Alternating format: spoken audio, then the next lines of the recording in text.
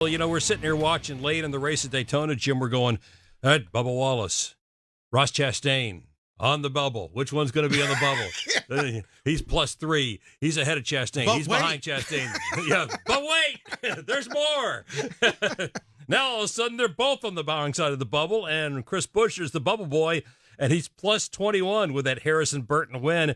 And now Wallace and Chastain both -21 for Wallace, -27 for Chastain, and all of a sudden Chris Buescher's +21. He's on the bubble, and Ty Gibbs +39. You'd think Ty Gibbs would be kind of safe, but that's just Darlington. Anything can happen. Well, it can. I mean, we've seen big wrecks at Darlington, too. I would not be surprised if there was a person that won this weekend that has not won. I mean, obviously, the first one that would come to mind for me would be Martin Truex Jr., who's been really good there. And, the possibility, I think, is it's like anything, right? It could not change at all, or the whole thing could blow up again like it did in the last 2 laps at Daytona, which, is kind of, and it's interesting, too, because we have not had a race like Darlington be the decider before, which also makes it interesting with the super speedway race kicking off the start of the playoffs, but finishing the playoffs not at Daytona kind of brings you back to teams you would think that have traditional strengths this season. But it's also, as we know, Darlington can be a very unforgiving place for a lot of people.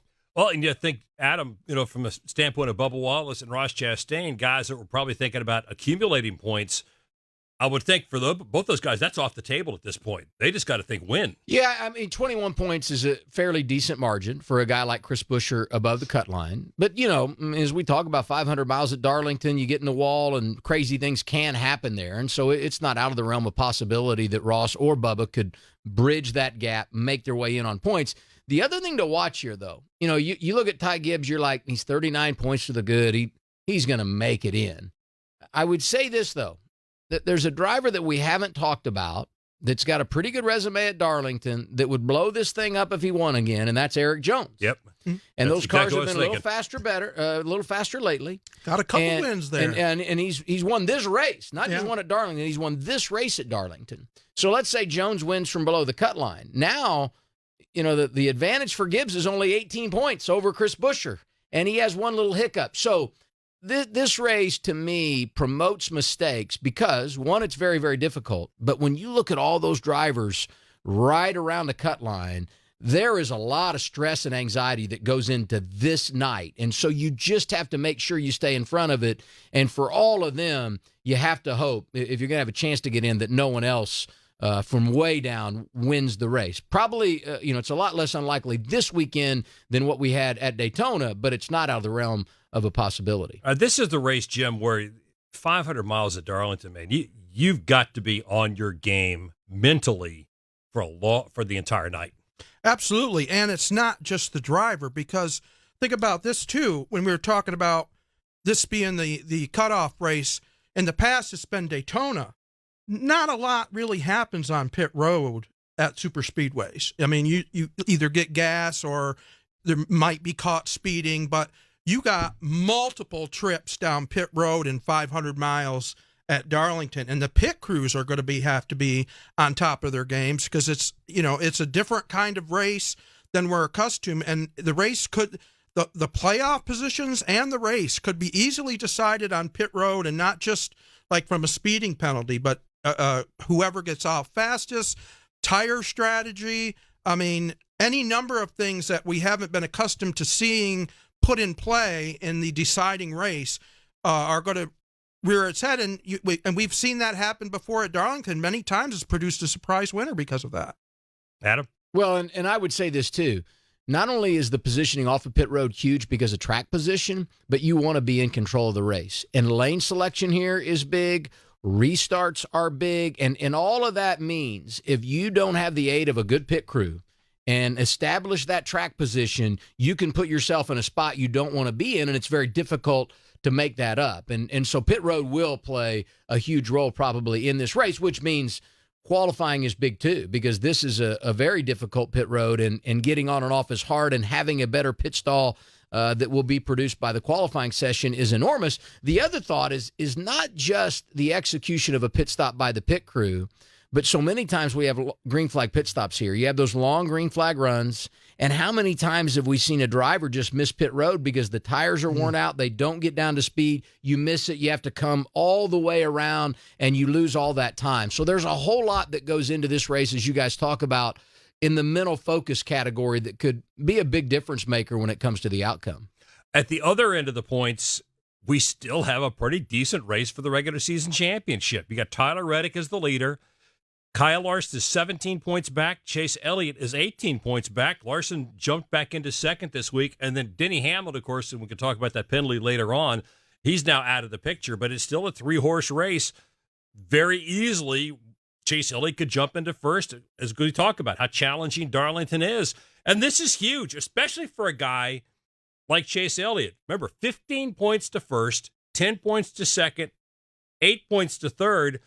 And just to look at their playoff points right now, Reddick, who's the leader, 13 playoff points. Larson in second, 28 playoff points. And Elliott in third, 6. I mean, this, for Chase Elliott, this is his opportunity, Jim, to all of a sudden get close to the same playing field as those other two guys going into the playoffs. Absolutely. I mean, he has the opportunity, even if he doesn't get the points lead, he has the opportunity by finishing really well, and even if he doesn't win, of getting a bunch of playoff points just by finishing as high as possible, which basically changes his whole outlook going into the playoffs. And because he's the guy in the top 3 with 1 win. And you would think immediately that he would be at sort of a disadvantage, but he can make up, as you said, like a whole bunch of ground just by getting a strong finish, or if he were to win the regular season title. And it's all there for the taking because they're so close. And he's, again, and the funny thing is, like, so many people that are like either in the hunt for the regular season title or on the edge of clinching a playoff berth are also drivers that happen to be very good at Darlington. Funny how it works out sometimes that way. But which makes it even more interesting. You look at the people trying to get in. Wallace Chastain has been in the battle numerous times here lately at Darlington. Ty Gibbs runs well at Darlington. Chris Buescher runs well at Darlington. And then up front, you got Tyler Reddick, Kyle Larson, Chase Elliott. It's like it was like it's made for TV battle almost. That never happens, Adam. That never happens. Well, and I would say the one here that's really got a chance to separate himself and make a major statement on Sunday night in the Southern 500 going into the playoffs is Kyle Larson.